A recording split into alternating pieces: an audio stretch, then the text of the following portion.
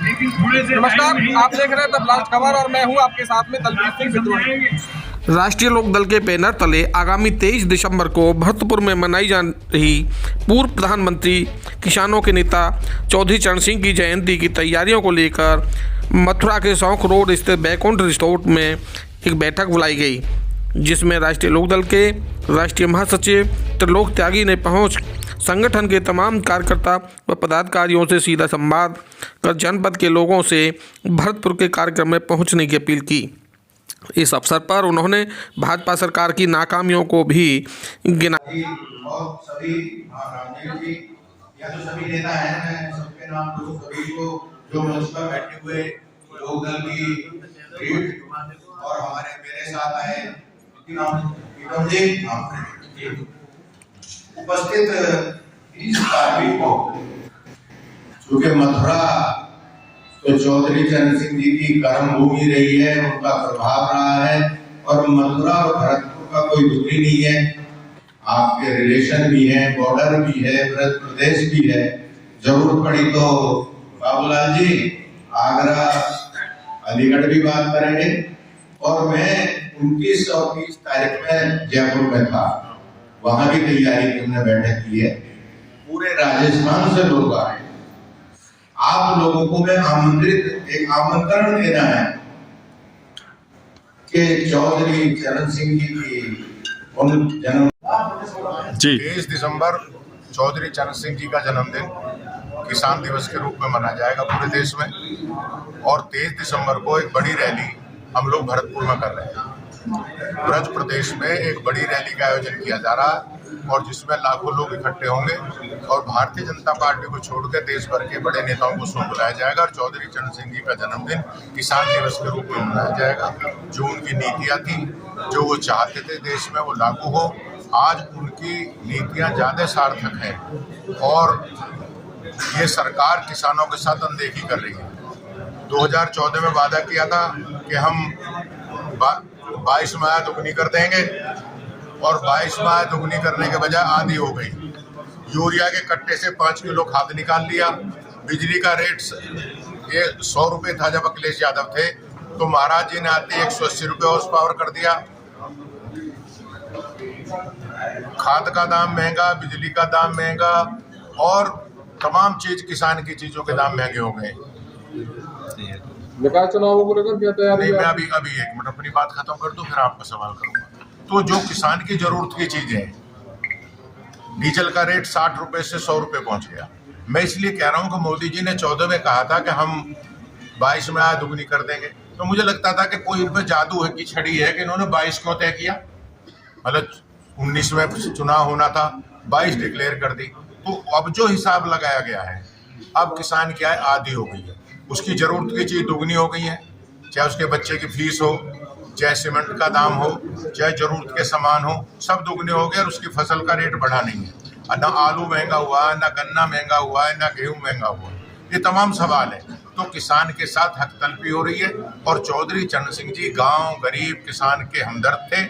उसी सवाल को राष्ट्रीय लोकदल उठा रहा है। हम लोग उन्हीं सवालों को खड़ा कर रहे हैं। इन्होंने एक वादा किया था, 2-3 वादे तो बहुत थे। 15 लाख का वादा के काला धन वापिस आएगा।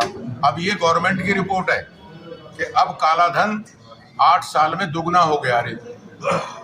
अब जो बैंक हैं स्विट्जरलैंड के, और पता नहीं अब जो बाबा थे रामदेव जी, बड़ा काला धन चिल्ला, अब पता नहीं वो भी चुप लगा गए, वो भी नहीं मांग कर रहे। तो हमारी मांग है कि काला धन वापिस आना चाहिए। इन्होंने दुगना कर दिया। ये पैसा गांव, ये गरीबों का पैसा है, ये किसानों का पैसा है। मोदी जी के 7-8 साल में अडानी की संपत्ति 2.5 गुना हो गई है, तो उनकी संपत्ति 2.5 गुना हो गई और किसी की दुगनी हुई हो तो 2.5 गुना हुई। तो बताओ, ये बड़े उद्योगपतियों की प्रॉपर्टी बढ़ाने वाली पार्टी है। ये बेसिकली इसका नाम बीजेपी। गांव गरीब किसान मजदूर, आज छोटा व्यापारी दुखी है। आप मथुरा के व्यापारी से बात करो। नोटबंदी में कहीं ऐसा होता होगा कि 2000 का नोट चला दिया, 1000 का बंद कर दिया। मोरारजी ने नोटबंदी लागू करी तो 10,000 का नोट बंद किया, 5,000 का नोट बंद किया, तो 500 और 100 का नोट था, 1000 का नोट था।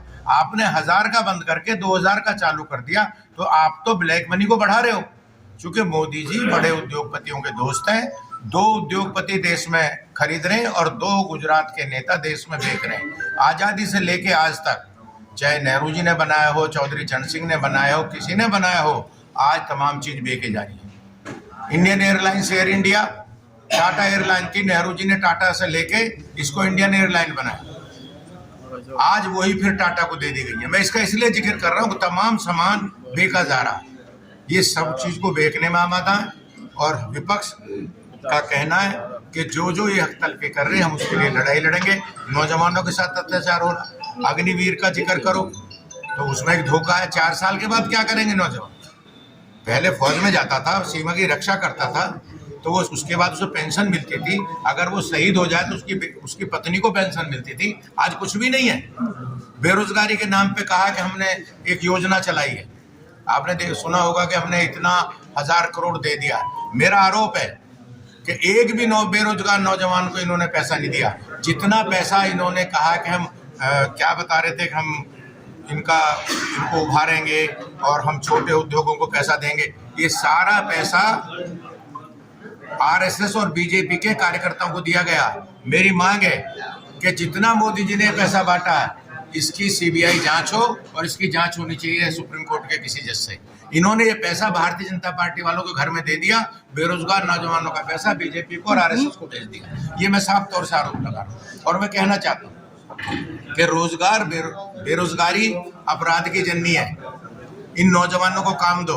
आपने सेना का काम छीन लिया, आप सारे काम, अब पता क्या भाषण कर रहे हैं कि नौकरी पाने वाले मत बनो, नौकरी देने वाले बनो। सारा हिंदुस्तान का आदमी कहाँ से नौकरी दे देगा? नौकरी तो लोगों को चाहिए थी। इन्होंने रोजगार के आंकड़े देने बंद कर दिए, या आज रोजगार के आंकड़े नहीं दिए जा रहे। किसान के साथ हक तलफी है, नौजवान के साथ हक तलफी है, महिलाओं के साथ, माइनॉरिटी के साथ, ये तमाम सवाल खड़े हैं। इन सवालों पर लोकदल अपना काम कर रहा और हम लड़ाई लड़ेंगे। मैं इसलिए आज आपसे बात करना है कि हम अपने श्रद्धेय नेता आदरणीय चौधरी चरण सिंह जी को किसान दिवस के दिन पर श्रद्धांजलि देंगे और उनके विचारों को देश भर में फैलाने का और सबको एकजुट काम करेंगे।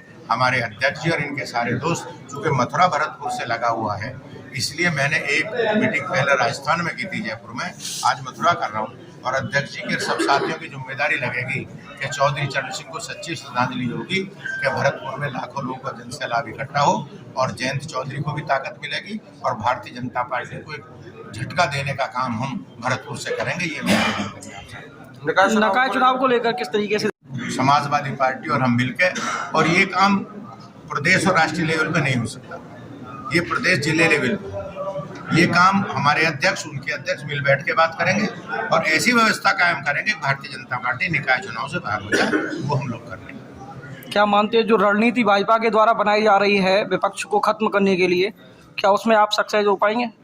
देखिए, विपक्ष कैसे खत्म हो रहा है? अभी आप लोगों ने आंकड़ा दिया है, दिल्ली में साफ हो रही है नगर निगम में बीजेपी।